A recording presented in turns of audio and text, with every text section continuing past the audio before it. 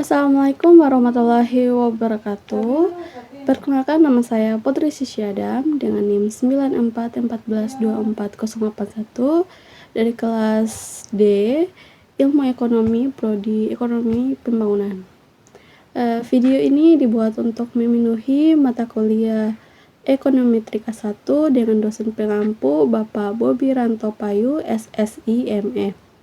Video kali ini menguji regresi logistik menggunakan aplikasi SPSS.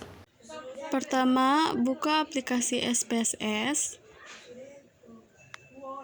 Klik variabel di bagian bawah. Di bagian name, ketik Y, X1, X2, dan X3.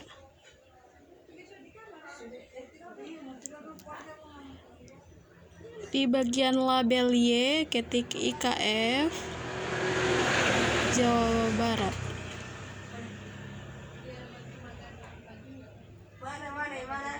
Bagian X1, ketik tingkat pengangguran terbuka Jawa Barat.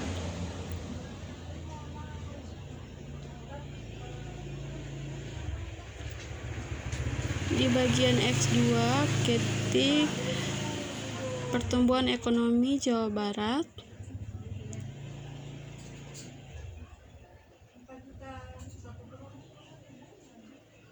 Dan di bagian X3, ketik kemiskinan Jawa Barat.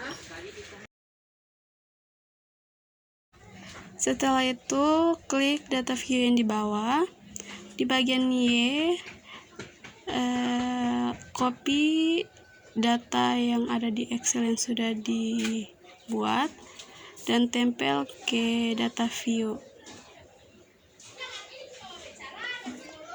Nah, di sini klik analyze, klik regression dan binary logistik.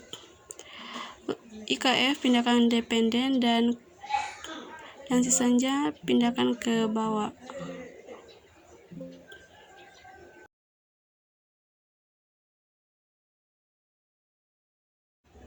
Dan klik option yang di samping, centang hostmer dan iteration, dan klik continue dan OK. Nah, ini adalah hasil output regresi logistik. Di sini ada bagian blok 0. SPSS menampilkan iteration history, yaitu proses awal ketika model hanya menggunakan konstanta saja tanpa memasukkan variabel X apapun. Di tabel ini terlihat min 2 log likelihood yang dimulai dari angka 37,096. Nilai ini menunjukkan seberapa baik model awal menebak data. Semakin besar angkanya, semakin buruk modelnya. Karena di blok 0 belum ada variabel yang dimasukkan. Model hanya menebak berdasarkan rata-rata. Lalu terlihat dua baris iterasi step 0 dan step 1. SPSS mencoba menghitung ulang nilai konstanta agar lebih stabil. Pada akhirnya, konstanta berhenti di nilai sekitar min 0,223 dan SPSS menghentikan proses pada iterasi kedua karena perubahan model sudah sangat kecil.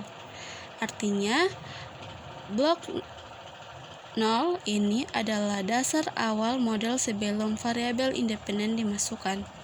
Ini menjadi titik perbandingan untuk melihat apakah model akan menjadi lebih baik setelah variabel X dimasukkan pada blok.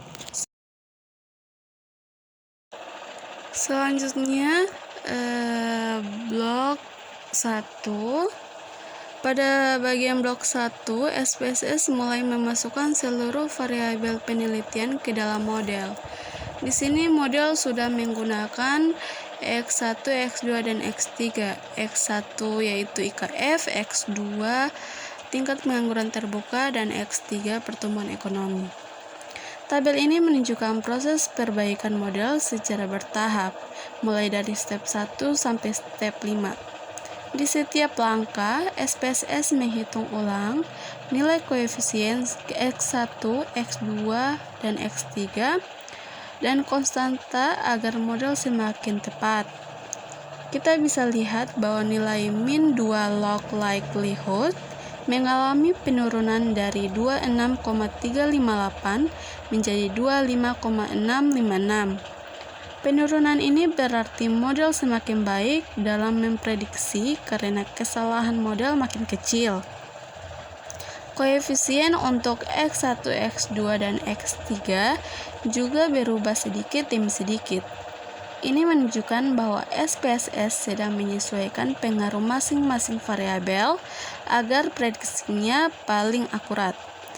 SPSS ini berhenti di step 5 karena perubahan antar langkah sudah sangat kecil, sehingga dianggap model sudah stabil dan mencapai hasil terbaik. Artinya, setelah memasukkan variabel IKF, tingkat pengangguran terbuka, dan pertumbuhan ekonomi, model menjadi lebih baik dibandingkan model awal dan prediksi yang dihasilkan menjadi lebih akurat. Selanjutnya, tabel Omnibus Test of Model Coefficient. Pada tabel Omnibus Test ini, kita melihat apakah model regresi logistik yang menggunakan variabel X1, X2, dan X3 sudah layak atau tidak. Hasilnya menunjukkan nilai signifikan 0,010 dan ini lebih kecil dari 0,05. Artinya, setelah memasukkan variabel IKF, tingkat pengangguran terbuka, dan pertumbuhan ekonomi, model secara keseluruhan berpengaruh signifikan. Dengan kata lain, ketiga variabel tersebut secara bersama-sama mampu menjelaskan perubahan pada variabel dependen. Selanjutnya, tabel model summary. Pada tabel model summary ini, kita melihat seberapa baik model menjelaskan data. Di sini nilai min 2 log likelihood 25,656. Angka yang lebih kecil dari model sebelumnya. Ini berarti kesalahan prediksi model sudah berkurang.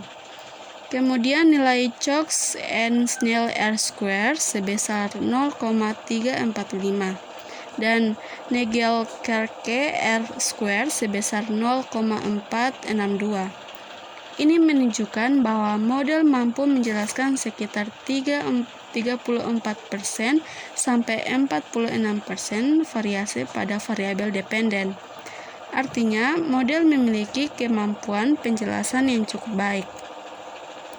Pada tabel Hosmer and Lemesow test, pada tabel ini, kita melihat apakah model cocok dengan data atau tidak.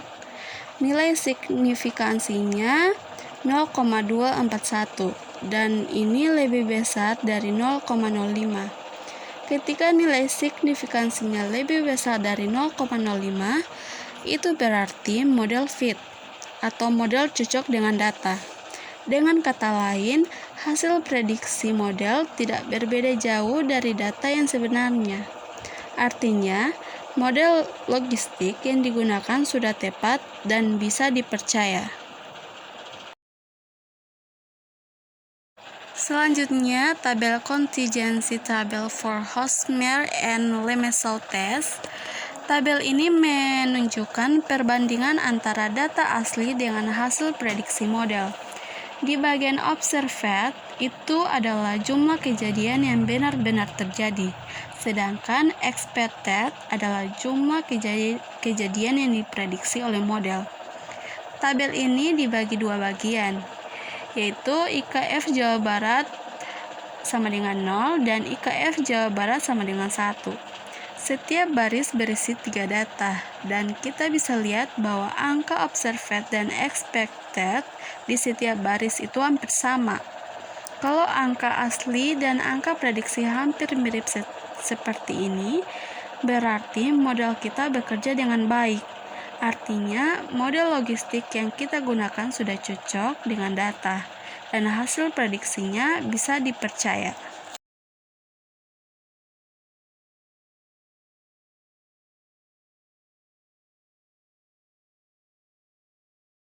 Itulah video dari saya.